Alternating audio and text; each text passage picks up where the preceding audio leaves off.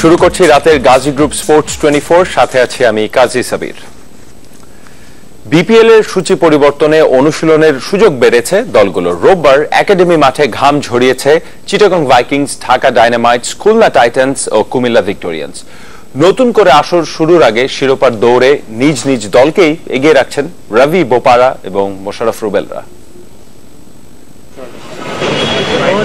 রোববার যেখানে বরিশাল বুলসের বিপক্ষে নিজেদের দ্বিতীয় ম্যাচ খেলার কথা ছিল খুলনা টাইটান্সের, সেখানে একাডেমি মাঠে অনুশীলনে ব্যস্ত মাহমুদুল্লাহর দল।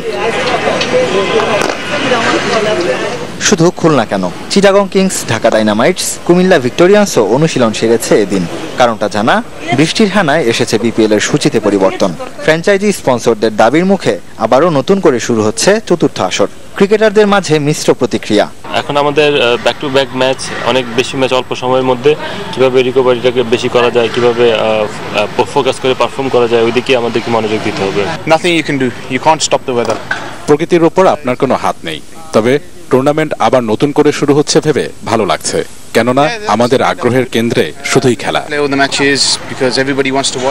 দলগুলোর শক্তির ব্যবধান কম হলেও কাগজে কলমে এগিয়ে ঢাকা ডায়নামাইটস। কারণটা জানালেন রবি বোপারা নিজেই। আমাদের দলটা দারুণ।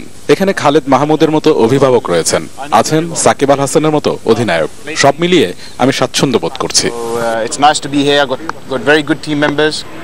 বিপরীতে বড় তারকা না থাকলেও ভারসাম্যপূর্ণ কম্বিনেশন নিয়ে শিরোপায় চোখ খুলনার। বিপিএল এ আমাদের টিমটা অনেক balance team, batting, bowling, fielding সব দিক থেকে ভালো। ওরকম বিগ নেম নেই, তারপর আমি মনে করি যে একটা টি-20 টিমে যা যা থাকা দরকার সবকিছু আমাদের দলে আছে।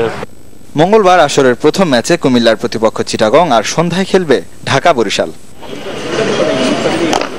রেদন শুয়েব, চ্যানেল 24, ঢাকা।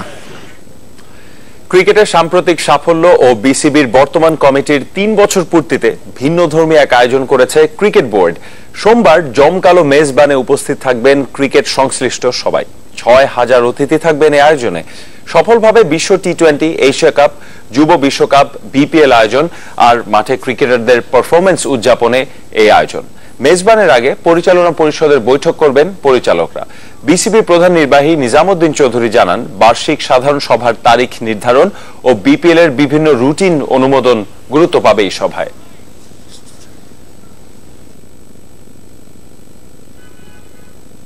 এটা একটা সেলিব্রেশন এবং খাওয়া দাওয়ার আয়োজন তো থাকছেই। এই এছাড়া আমাদের কার্যক্রম যেগুলো গত 3 বছরে হয়েছে সেগুলো আমন্ত্রিত অতিথিদের মধ্যে একটা প্রেজেন্টেশন থাকবে। দ্রুত সুস্থ হয়ে উঠছেন মুস্তাফিজুর রহমান, আর কাটার মাস্টারের উন্নতির গ্রাফ দেখে খুশি pace bowling coach Courtney Walsh. জানিয়েছেন নিউজিল্যান্ড সিরিজ